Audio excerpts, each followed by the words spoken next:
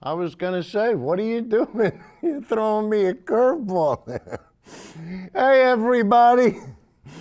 This is live, and I'm Uncle Rich, and this is show number 121. And guys, this is our last show before Santa Claus comes. That's right. And today's date is December 21st, 2015.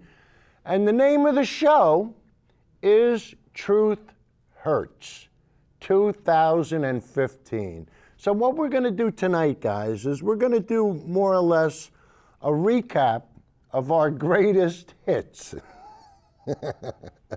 And sometimes that might almost seem literal. No, I mean, but we're gonna play some clips with Marty, and with Uncle Joe, and what we want to do is we want, you know, the one thing that we do on the show, the one thing that we always want to prove is the truth. And guys, today we're going to show you back during show 88, which was done on March 30th, we told you about Georgetown, Texas, and how Georgetown, Texas is going to go completely renewable energy, wind and solar. Tonight, we're going to show you how that came to fruition. And also, on show 93, we talked about Tesla and the garage wall and Tesla batteries and the Gigafactory. And guys, tonight we're going to give you an update, a drone update on the Gigafactory. And I want to tell you, if you know anybody that's looking for a job or anybody that wants to move, go get them.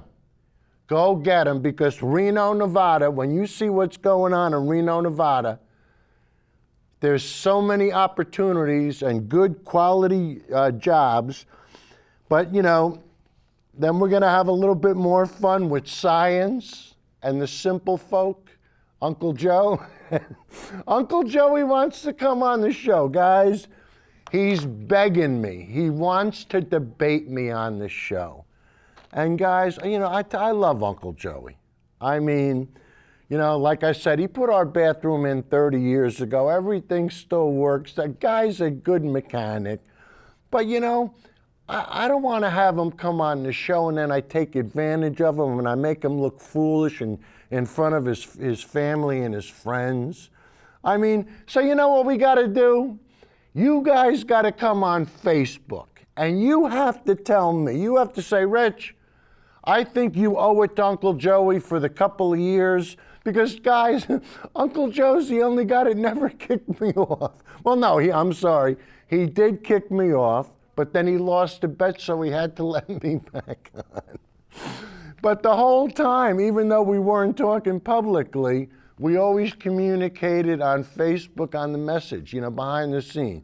So, I mean, a lot of this, my knowledge and stuff that I've learned through the years has been with the help of Joe.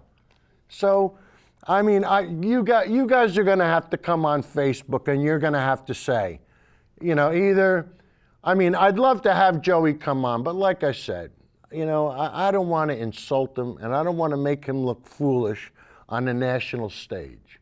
But I mean, if he's insistent, then we'll do, and you know what we could do? We could have call-ins. And I mean, and if we do it right, if we link it up right, we could have a lot of fun. But tonight, what we want to do is we're just going to go back through the old shows. And guys, I tell you, as I was looking, you know, back through last year, there was a lot of things, I tell you, a lot of the things that we did, I'm really proud of. I mean, and hopefully tonight, you're going to say, Rich, you know, really, you know, I think we're all starting to get the idea. Finally, it's finally sinking in. So let's start the party off. And like I said, this is the, you know, Christmas is going to be in 4 days. And guys, the temperature in New York City is going to be between 70 and 75 degrees on Christmas Eve. Now, do you think that's enough to, you know, so the simple folk will finally start to get it? you know, and they'll say, wait, maybe there is something as global warming. I mean, last year, nobody would accept that when we were up to our knees in snow, that the weather, that things were changing, you know? But guys, the only kind of white Christmas you're going to see this year are the people in bathing suits, and they're not going to be ice skating in Rockefeller Center. They're going to be swimming. I mean, 75 degrees, that's crazy. And once again, with global warming, we're going to get hotter hots, colder colds, and wetter wets. And you know what? We're going to start off the show with the very beginning of last year. This was our first show from last year. So Judy, let's have clip number 1, please. Hey everybody, Uncle Rich here for Who's Telling the Truth. Hey, the first thing I want to say is Happy New Year's to everybody. We just got through the holiday season and everything went pretty smooth. And today is January 5th, 2015. This is show 79. And the name of the show is, the name of the show is, Does God Exist? And guys, you gotta use your imagination to see the name. But guys, in all honesty, my wife is the person that's been making all the signs. And today I said to her, she said, what's the number of the show? I said, show 79. And I said, she goes, what's in, I said, does God exist? And she goes, I'm not writing that. I'm not gonna put it down. I said, honey, that's the name. I don't care. I'm not gonna write it down. So guys, you could see, my wife's not playing games, and this is a delicate situation, you know, when it comes to talking about things that don't exist, you know, so you gotta use your imagination now. But guys, we're gonna have another debate with my good buddy, Marty Heiser. Marty's sitting here like a gentleman, like, you know, whatever. But guys, it's all, you know, when it comes to God, like I said, it's a very delicate subject. And tonight we wanna, you know, we wanna try to prove, you know, if God exists. But, you know, earlier, you know, this is the second debate that Marty and I are having. And guys, I don't know if I want to call it a debate anymore. I'd rather call it a discussion. Marty, I mean, you kind of... I would agree, you know, with discussion. Well, the idea is that we're learning. And absolutely, yes. We're trying. And sometimes learning is hard and it's difficult. And sometimes learning hurts. It does. It does. I mean, think back to when you found out that Santa Claus wasn't real. It was the old bada bing. But I'm still gonna get my presents. Yeah, you're still gonna get your presents. Sit down and relax. But anyway, in our last debate, we had talked about global warming. And of course, I'm a big global warming advocate, and Marty's a denier. So guys, before we start this show, I just wanna, you know, show you that 2014 was the warmest year on record. So Judy, if you'll hit us with the first clip. No, Judy, that's wrong. I recognize this may be hard to believe considering the cold that's gripping so many of us around the nation. Maybe it will help if you think back to the summer when we were all cranking up the AC, because 2014 will go down as the warmest year around the globe in recorded history. NBC's Ann Thompson explains. For many Americans, 2014 will be remembered as the year of digging out. I'm done with winter, officially. Beginning and ending under a pile of white. I'm ready to move. But for the planet as a whole, 2014 is set to be the warmest year on record, continuing a century-long trend from cooler than average temperatures in 1913 to a predominance of above average temperatures in 2013. This year's record fueled by the warming oceans with 7 consecutive months of new high temperatures. While yearly changes may play a role, NOAA says the prime suspect is climate change. Greenhouse gases warm the atmosphere. That atmospheric temperature increase then penetrates into the ocean as well. On land, Australia sweltered through its hottest spring on record, with temperatures topping 100 degrees. Researchers say this was Europe's hottest year in 500 years. Even Siberia felt the heat. The coldest town in the world, Oymyakon, averaged a record 9.5 degrees in February. Usually, it's 51 below. All in stark contrast to much of the U.S. This year, the West was very warm. The central and eastern parts were average to below average. In fact, January to November were the coldest in the lower 48 since 1997, despite record warmth in Arizona and California, making it a small cold spot in a record warm year. Ann Thompson, NBC News, New York. Can I just respond to that? Yeah, just wait. Before you do, though, Okay. I did want to ask you one question here. Sure. How do you respond to that? I mean, when you're sitting home watching NBC or CBS or any of the mainstream media or even Fox, when you see something like that, what's your reaction? Here's my response. In the segment itself, it said that it hasn't been this cold in the lower 48 since 1997. They said it themselves. That's exactly right. Okay, so if we're going to extrapolate that and say, wow, this has been so cold, it hasn't been this cold since 1997, what does that mean? What does that mean? Marty, what that means is you're taking a local event, like the weather in the United States, and you think that that's the global average. And that's what you don't understand. And I mean, you just demonstrated it there. And I think, this is a stumbling block. You look at one section of the world, like when we had our debate. And when we did our debate, Marty kept talking about the European global warming. And, what happened? It was a regional event. And, guys, if you want to watch a debate, you can go back to show 76. And that's, and these are all up on YouTube. And we don't hide anything. We try to put the whole show up. And, I mean, if I get something wrong, I'll man up and I'll tell you I got it wrong. Marty and Uncle Joe and Dave Straight, very rare they'll do that. And why? Because they can't. If they go against the conservative Constitution, and just the other day, have you ever met a conservative that cares about conservation?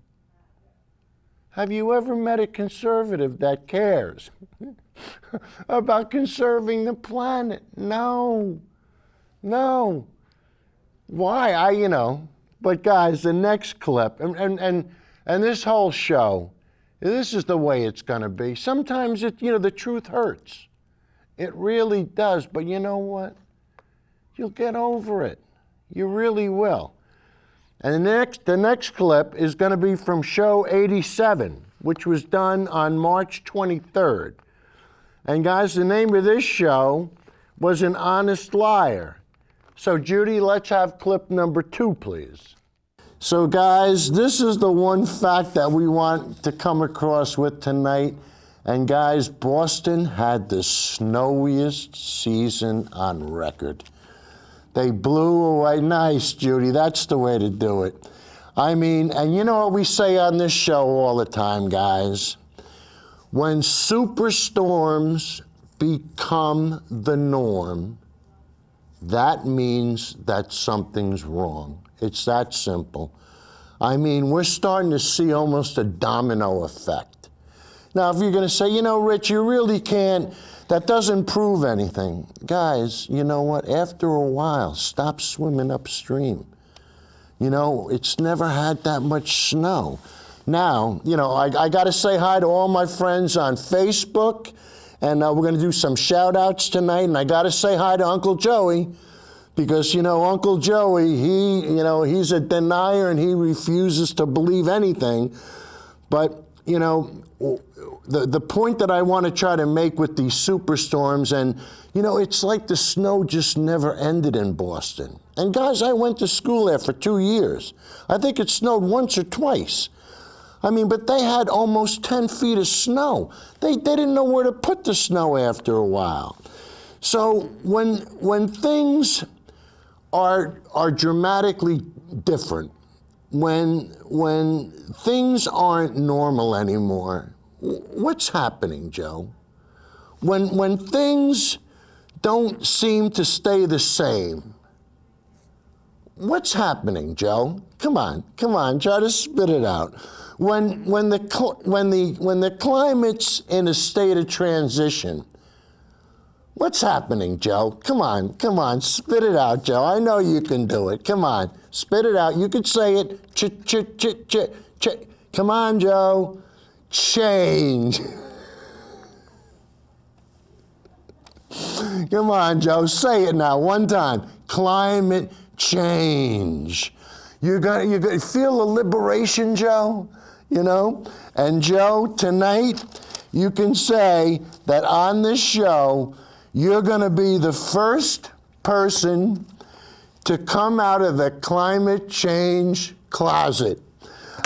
Uncle Joe will give you an award coming out of the climate change closet. Hey, Joe, I want to thank you. Guys, I give Joe the business all the time, but I tell you, when I blog back and forth with him, I learn things, and it helps me. And hopefully Joe's learning things, because he's got to learn to stop swimming upstream. And you know what? When it comes to Joe, and when it comes to President Obama, there's only one thing I gotta say. Judy, there's only one thing I gotta say. The first clip, Judy. There we go. Thanks, Obama. Thanks, Obama. Judy, can you play it again for us? Because the timing was a little off. Just play it again. There you go. Thanks, Obama. Thanks, Obama. Guys, Uncle Joe thinks that everything is Obama's fault. When his snowplow broke, it was Obama's fault. When his chainsaw didn't work properly, it was Obama's fault. Joe blames everything on Obama, and it drives me nuts because it's nonstop. But when you're a conservative, you know, you have to think of things differently. And guys, in that clip, Obama was giving himself the business. So, I mean, you know, he's in with the program. He understands. You know, you got to go with the flow a little bit. But the one thing that Joe never gets, he just never quite understands it. He always seems to be on the opposite end. And, you know, Obama just recently came out, and he wanted to get people to vote. And he was asking them to vote. And I tell you, as bright as he is, he just doesn't get it. When you want people to do something, you have to ask them to do the opposite. Now, remember when Michelle Obama wanted everybody to eat fruits and vegetables? And she said, you know, I want everybody, you know, just eat a nice salad, have some celery, you know, some fruits, some vegetables. And what did Fox News and what did all the conservatives have to say? She's trying to take away my freedom. She wants me to eat all these fruits and vegetables. I'm not going to eat the fruits, and I'm going to eat whatever I want. I'll eat as many donuts as I can and she's not going to take away my freedom. And I'm not going to keep screaming because my wife's going to page me and say, stop it. But anyway, guys, so if you want somebody to get somebody to stop something, tell them to do the opposite. Now, Michelle Obama came out and she wanted people to hydrate themselves. She said, I want you to drink a lot of water. But what she should have said was, I don't want anybody to drink any water. We want you to refrain from drinking water, and everybody would have went nuts. She's trying to take away my freedom. I'll drink as much water as I possibly can. And what'll happen is after a couple of weeks, when these boneheads, these simple folk, start drinking all this water and they start feeling a little bit better, maybe they'll say to themselves, geez, you know, all that water, I'm starting to feel like having some fresh fruits and vegetables. But guys, you have to tell a conservative the opposite of what you want them to do. And Judy, can you show us that next still with the Titanic sinking there? See, when people say climate change isn't happening because it's snowing where they are, they'll just make up a statement like the ship can't be sinking. My end just rose 200 feet. All right, Judy, you can come back to me. But guys, that's virtually what we're dealing with. And with Uncle Joey, you know, for some reason, he's programmed. And whatever Obama says, he's programmed to think the opposite. So if Obama wants him, you know, not to drink water, he should tell him to drink it. You get the idea.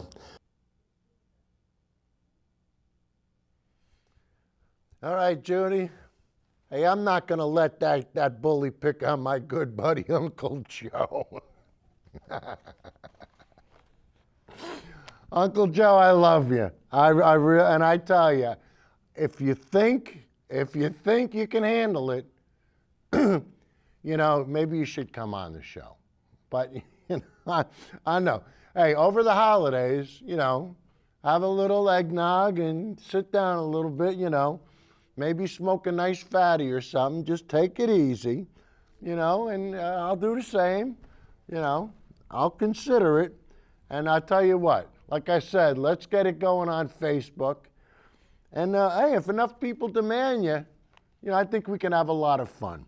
All right, anyway, now the next clip, guys, we did the clip on Georgetown, and I want to play the whole clip because this kind of came as a shock to me when it happened. And I mean, it's easy enough, you know, to put something up that was relatively verifiable, and that's what we do, because we try to cite all our sources here. You know, that's the cornerstone of what we try to do.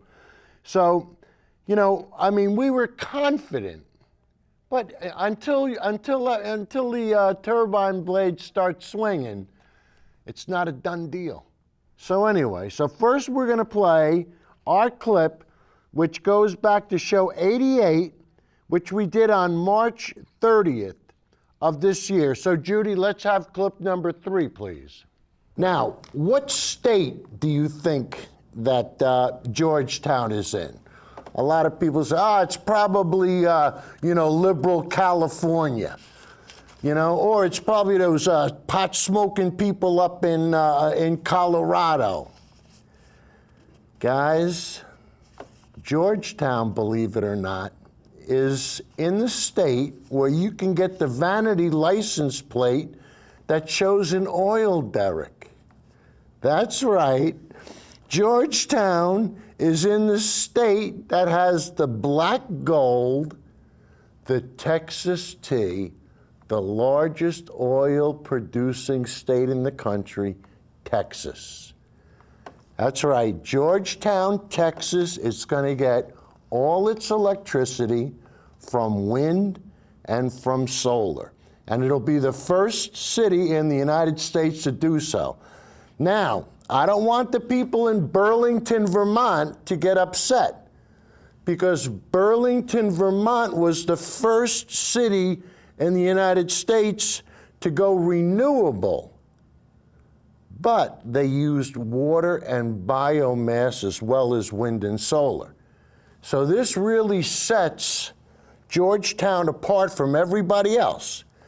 And guys, this is when you see the clips on this, you're gonna go, it's a game changer. And it's a deal breaker. Why? Because they can buy the power. Right now, they can buy the power cheaper than they can get it from any other source, and it's guaranteed not to go up. The wind will stay constant for 20 years and solar is guaranteed for 25. That's how long they guarantee their products for. So guys, you're starting to see things are and when you see the clips, and when it all comes down to one thing, money. And when people say, you mean we could do the same thing in our community? We could save as much money as they're saving in Georgetown? Yes, we can. And guys, it's a bunch of decisions that are being made that change things. And now we're going to come to the meat of the matter. You know, we're going to show you the clip on Georgetown. And, you know, this is from a regular news outlet in Georgetown. And we'll play the clip for you. And then we'll talk about it. But I tell you, you guys, you're watching the deal breaker. This is it. This is the game changer. So, Judy, hit it. We don't want any surprises on our utility bill at the end of every month. The City of Georgetown has agreed to contracts they say will help the environment but give consumers a steady, competitive rate for decades to come. KXAN's Rob Scott shows us how those plans include 100% green energy. Banners marking Southwestern University's 175th anniversary fly around campus and around town. For the last 5 of those years, the campus has been entirely powered by renewable energy. The two came together at the right time, and so in the process of negotiating, we wound up with a 100% wind power agreement with Southwestern University and the City of Georgetown. Now the City of Georgetown is following suit. But while Southwestern's move was a student-led push for green energy, the city was simply searching for the most consistent, competitive rate. 100% green option just was a side benefit of the fact that we made a business decision for the most cost-effective resource, and it just happens to be solar and wind. A new solar agreement and a wind power agreement from last year will combine to make 100% of power used in the city renewable. City leaders say for a good rate. You know, with the rate of inflation going forward, their actual price of energy is going to decline over the course of the contract. Bob sees these renewable changes putting the city and the university on the map. That vision would be for Southwestern University and the City of Georgetown to be the greenest city and university in the state or the nation for that matter. In Georgetown, Rob Scott, KXAN News. The solar and wind energy will be coming in from West Texas. City leaders believe these changes could make Georgetown appealing for companies and retailers looking to relocate to Central Texas. Cities across Central Texas are moving in the same direction as Georgetown. Last December, the Austin City Council passed a new energy plan. It would require more than half of the city's energy to come from renewable resources by 2025. As part of the plan, Austin Energy will stop using the older gas-fired Decker power plant, but some groups are worried this move will increase energy rates in Austin. An Austin Energy spokesperson told us rates should not rise more than 2%. Guys, I want to quote what the mayor, Del Ross, said again, because this, you know, we've spoken about changing the business model so many times on this show. And virtually this is what they've done. But this is what he said. Our move to wind and solar is chiefly a business decision based on cost and price stability.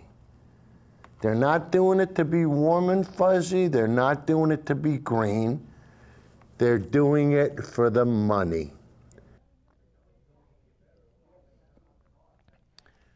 Guys, it always comes down to one thing, the money. And Georgetown, Texas is proving that they're getting their money's worth. Now, we're going to take you and we're going to show you the turbines and the fields. But now you got to remember, not only do these turbines have to be installed and set up, but they also have to be produced and built. So think about all the good quality, the high-paying quality jobs that are being created, and think about the people that are going to have to service these things. And let's be honest with each other. You know, you're looking at a 20-year commitment with the turbines, and I think the solar panels are 25, and then you just replace them, you know? But guys, I mean, these are good quality jobs, and like I said, don't listen to me. Let's go right out and let's go to the wind fields and let's see exactly how everything is working. So Judy, let's watch Georgetown fire up. Clip number 4, please.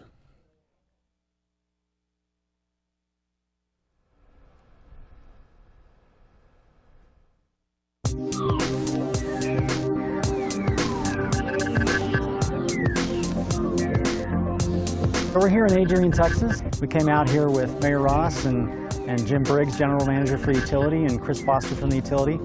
And we came out to take a look at Spinning Spur 3, part of our plan to go 100% renewable.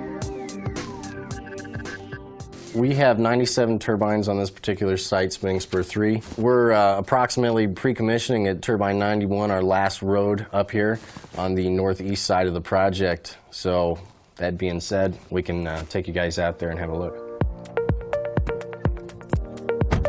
We have power purchase agreements with 2 municipal utilities. One is the City of Georgetown and the other one is the City of Garland. The City of Georgetown has a 74% share, and they will be one of the first cities that will be served with the electricity from this plant. We're out on County Road 18. It's the western side of our project here at Spur 3. And the phase of construction is complete, and we are just working on final pre-commissioning to get into the commissioning process.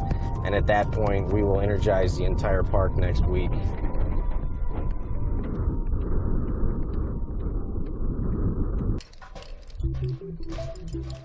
They're going through their mechanical completion checklists, where we have teams of people on site that are making sure that every single piece of the equipment is ready to be energized. And then starting next week, we will energize the turbines, and that will be when we initially start putting energy on the grid.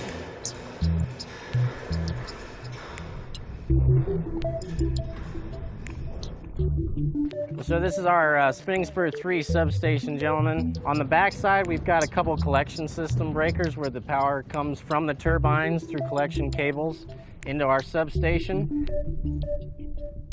The total acreage for this project is 18,000 acres.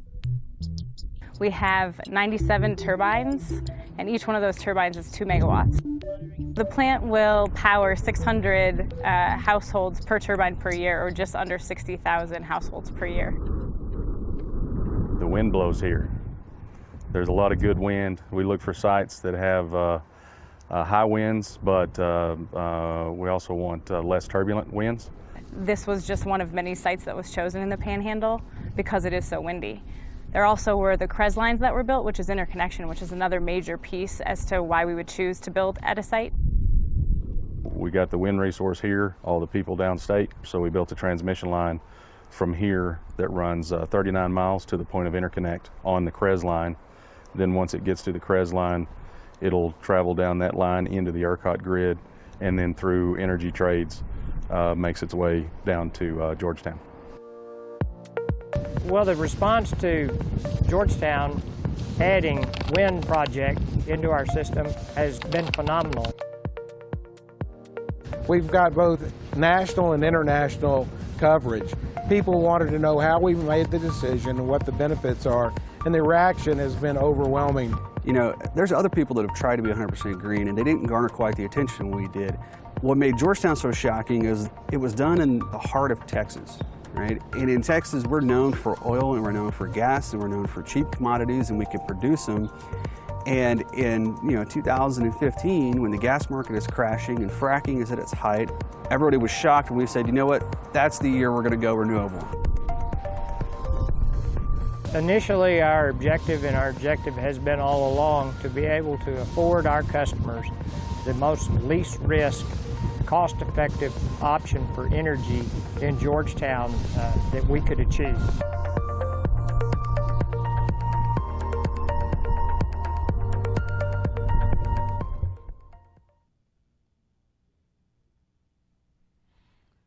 Guys, you can pass that on to all your friends and buddies, and you could say, hey, listen, if they can do it, why can't we?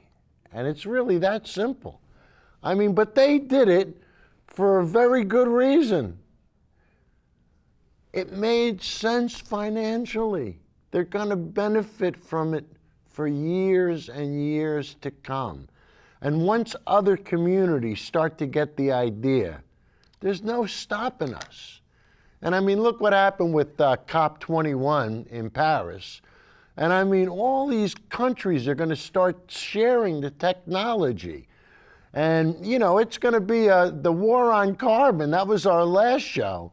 Guys, when you see what the future's going to hold, and I tell you, the next clip is really going to show you what the future holds, because the next one is from show 93, which we did on May 4th of this year, and we named the show The Missing Link. And the reason why we call it The Missing Link has no creationist implications whatsoever. But guys, when you find out what the missing link is, you're going to go, you got it, you got it. That's the game changer. So Judy, let's have clip number 5, please.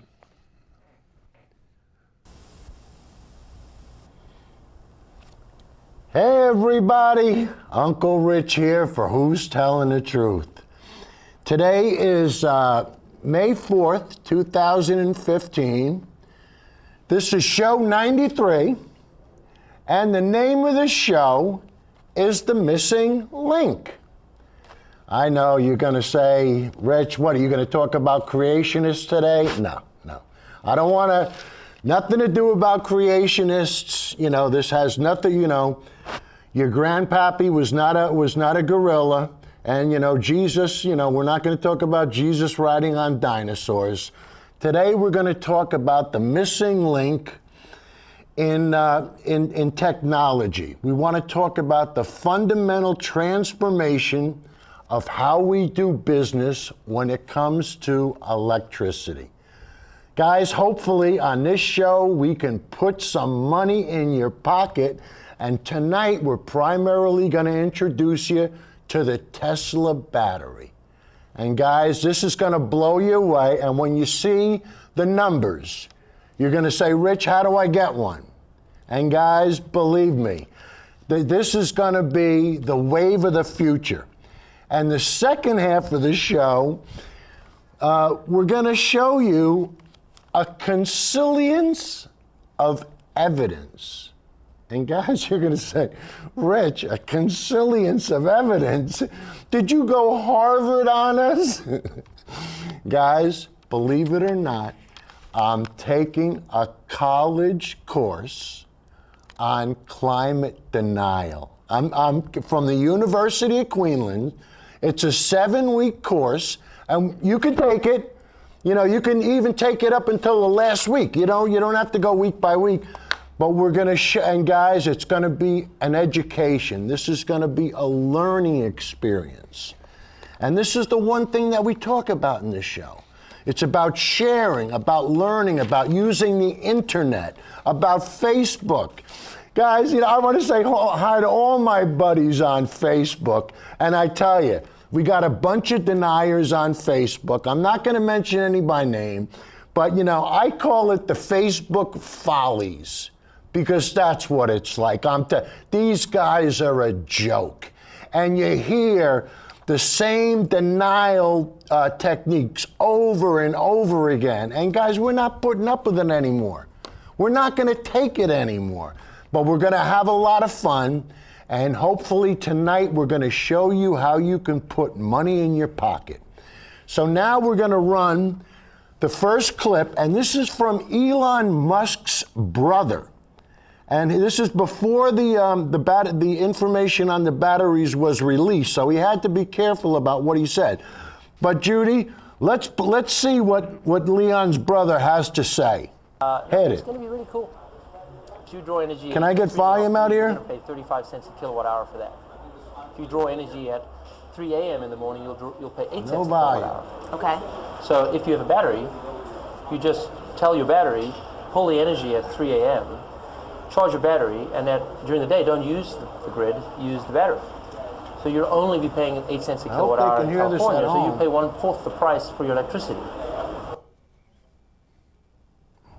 All right, Judy, can you come back to me? Is Dave still out there? Can we try to get this thing solved? Turn it I down. don't know why this happens all the time. You know, it's embarrassing. But, you know, you heard what Elon's brother said. And you know what? He said that, I hope you guys heard it. He said that at 3 o'clock in the afternoon, you could pay 35 cents a kilowatt hour. As opposed to 3 o'clock at night, you would only pay 8 cents an hour, 1/4 of the price for electricity. So Judy, let's try to play that again and hopefully I can hear it. No, it's going to be really cool. God damn it. If you draw energy at 3 in the afternoon, you're going to pay 35 cents a kilowatt hour for that. If you draw energy at 3 a.m. in the morning, you'll pay 8 cents a kilowatt hour. Okay. So if you have a battery, you just tell your battery, pull the energy at 3 a.m., charge your battery, and then during the day, don't use the grid, use the battery. So you'll only be paying 8 cents a kilowatt hour in California, so you pay 1/4 the price for your electricity. All right, Judy, can you come back to me? I don't know what's going on out there, but it makes it tough on me, you know? You can see all the fun we have doing this show. And hey, sometimes things don't work. So when they don't work, what do? We blame it on Judy. It's really simple. She's a good sport, and you have to be, you know. I mean, this ain't NBC, that's for sure. Or this ain't Fox. We make Fox look good. All right, now we're going to play we're going to play part 2 of that show. And guys, the most important thing is batteries are going to be the answer. And, you know, this is the batteries are the holy grail of electrical energy. I mean, you can make as much wind energy as possible. But if you can't store it properly, you know, sometimes it's of no value. So it's a balance. And fortunately, you know, we're going to show you part 2, and then we're going to show you the Gigafactory. And guys, when you see this, it's going to knock you, it's going to blow you over. All right, so Judy, let's have clip number 6, which is part 2. Hit it. All right, Judy, can you come back to me? I don't know what's going on out there, but it makes it tough on me, you know? All right, now guys, what I want to try to do is a cost comparison with these batteries. Now, Elon's brother said they could save 1/4 of the price of your electricity if you were to take the power in the dead of night and use it during the day. Now we're going to show you a still from Eversource, which is the old CLMP. So Judy, if you can bring up the still now. Okay, and on the still, you're going to see that we, at Eversource, we have an on-peak rate and an off-peak rate. The on-peak rate is 15.257. The off-rate peak is 11.757. Guys, for you guys that are not mathematicians, and Judy, can you come back to me?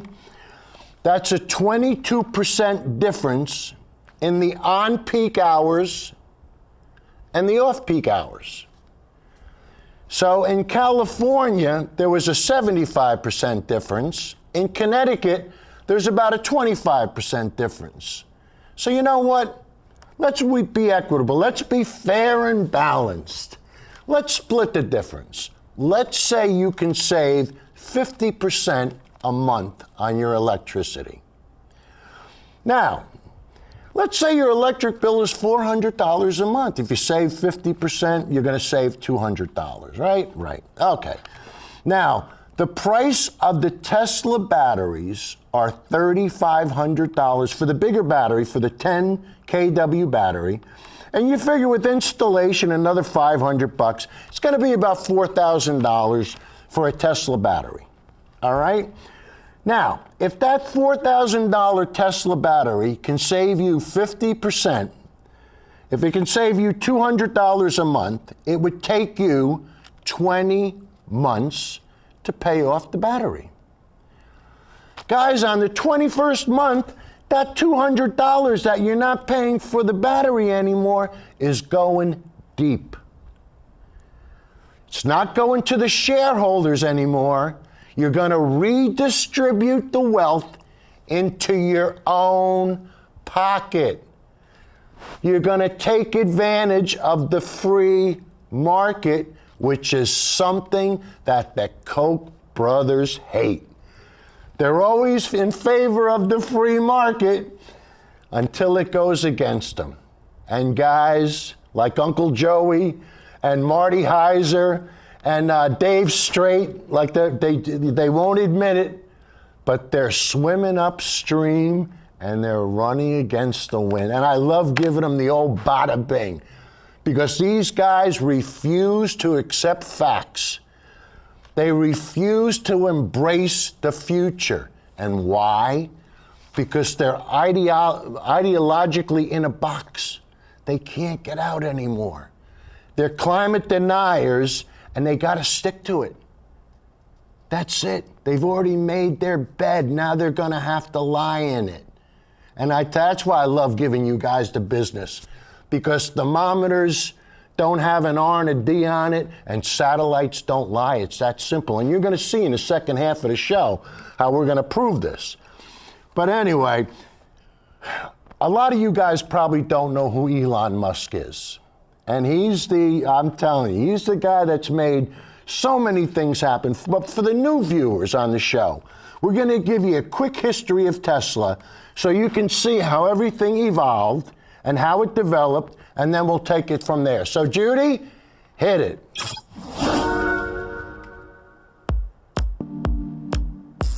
In 2003, Tesla Motors is founded by friends and engineers Martin Eberhard and Mark Tarpenning, who named the company for the physicist Nikola Tesla.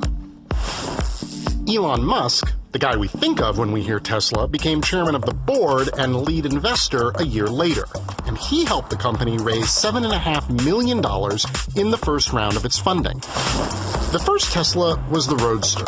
It used lithium-ion battery cells, and it had a range greater than 200 miles per charge. It also cost more than $100,000. The year Tesla celebrated its 5th birthday, Musk was named CEO. By this time, Musk has reportedly invested $70 million of his own money into the company. As CEO, Musk announces the second Tesla, the Model S. Starting at $50,000, it was the first electric luxury sedan. By 2010, Tesla was looking to grow. Enter Toyota. The automotive giant invests in Tesla, helping the company buy a shuttered factory in Fremont, California to build cars. In the same year, Tesla raised $226 million in its IPO. It was the first American car company to go public since Ford. 3 years after Musk unveiled the Model S, deliveries began, and Tesla announced its next car, the Model X, an SUV. Tesla also quietly started building supercharging stations across California. 2013 was a big year. Dangerously close to bankruptcy, Musk actually had a handshake deal with Google to buy the struggling car company. But at the end of the first quarter, Tesla posted profits for the first time since going public. Musk then broke off negotiations with Google. Later that year, 3 Model S sedans caught fire following damage to the car's batteries. Tesla reinforced the battery compartments on all the other Model S's, but the stock still plummeted. Hoping to drive down the cost of batteries, Tesla started construction on a battery factory outside of Reno, Nevada.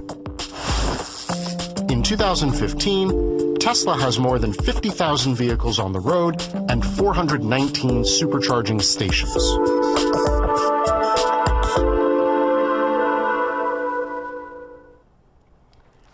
Guys, if you know anybody looking for work and willing to relocate, Reno, Nevada. You get a job at the Tesla plant, $25 an hour, plus benefits.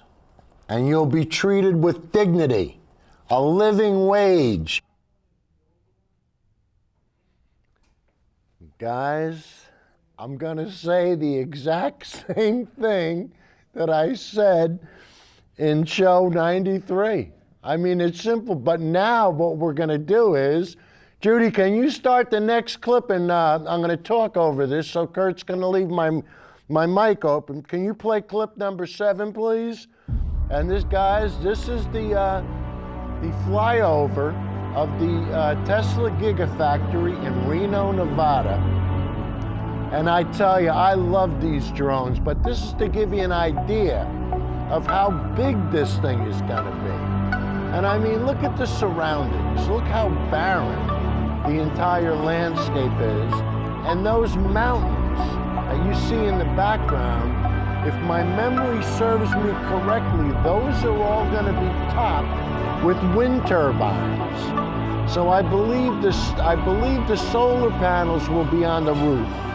I mean, obviously with Tesla, you know, they're gonna put solar panels just about everywhere, and I'm sure they'll have them in the parking lot. But as we're looking in the foreground, those are primarily the construction trailers and all the different places, you know, where the construction workers, you know, get together. And guys, you know what amazes me? How this place is gonna, there's gonna be 6,500 workers working at this factory. How are they all gonna get in? I mean, they're gonna have trams. I mean, it's gonna be like Disney World. I parked in the goofy parking lot today. I mean, really. And could you, it's gonna take you 15 minutes to get from the parking lot. I mean, you're gonna have a bike or one of those new, Santa Claus is gonna have to bring you one of those new things you stand on to catch on fire. But look at the size of this factory, guys. And it looks like it's gonna be in the Tesla red and white, which is the color that they, you know, of their building in California where they make their cars. And don't forget the Model D, the Tesla sport vehicle is out now. So guys, you know, it's just amazing. It goes from 0 to 60 miles an hour in 3.2 seconds. But look at the size of this factory. And I mean, think about, not only do you think about the 6,500 people that are going to be working at the factory, but theoretically it's going to take 16,500 people to supply those people that work there. In other words, they're going to need pizza men, and they're going to need hair cutters, and they're going to need beauticians. And Judy, and so guys, like we said in the show before, if you know anybody that's looking for work, Reno, Nevada is the place to go. You could raise your kids there. The first thing that Tesla did before they signed the contract was they gave, I think it was, I'm going to say $3 million, but it might have been $30 million they gave to the school systems because they said, listen, we're going to have an influx of students and we want to make sure we do this right. So guys, once again, you know, Reno, Nevada, and you know, not only did we tell you about the Gigafactory, but now we've shown you. And now you can see, and that video was done 3 months ago, so you can imagine how much more is being done. All right, now the next clip, guys, is when I love to have fun, and you know, I love to tease the simple folk. And one of the ways I do it best is I like to give them the business. And oh man, I thought I had the sign here. Here we go. Guys, sometimes the best way to give them the business is just by misspelling a word like this. This is what I call an attention getter. And guys, hopefully on show 96, I got a lot of people's attention. So Judy, let's have clip number 8, please. Hey everybody, Uncle Rich here for Who's Telling the Truth. Today is June 1st, 2015. This is show 96, and the name of the show is Science. Now I know. Some people are gonna look at that and they're going to say, well, the smart people, the educated people are going to look at that and they're going to know that I'm goofing. You know what I mean? The clever people are going to know that science, it's a goof. And, most people are going to think that they just never thought of spelling science that way. And then, guys, of course, we're going to have the brainwashed, homeschooled simple folk, and they're going to think that's the way it's spelled. Hey, Ma, there's a guy doing a show on science, and he spells it the same way you do. Guys, but it's real. It's not fair to pick on the simple folk. It's really not fair. But I tell you, it's a lot of fun, and that's what we're going to do today. We're going to have fun. And we're not going to have fun trying to embarrass anybody. But when you have ridiculous ideas, and especially when it comes to global warming and climate change, when you have ridiculous ideas, that leaves you subject to ridicule. And that's what we're going to do. Guys, I don't know where you're getting your time from. I got 3:55 on my clock. Oh, we started early. God, man. Hey, guys. Well, we tried to do Truth-Hurts for the whole year, but we only made it halfway. I want to wish everybody a nice Christmas and a happy holiday and a happy New Year. And remember, if you can go swimming at the NBC Center in Rockefeller Plaza instead of going ice skating, that means the world's getting warmer. And yeah, it's time to do something. Take care, toodles!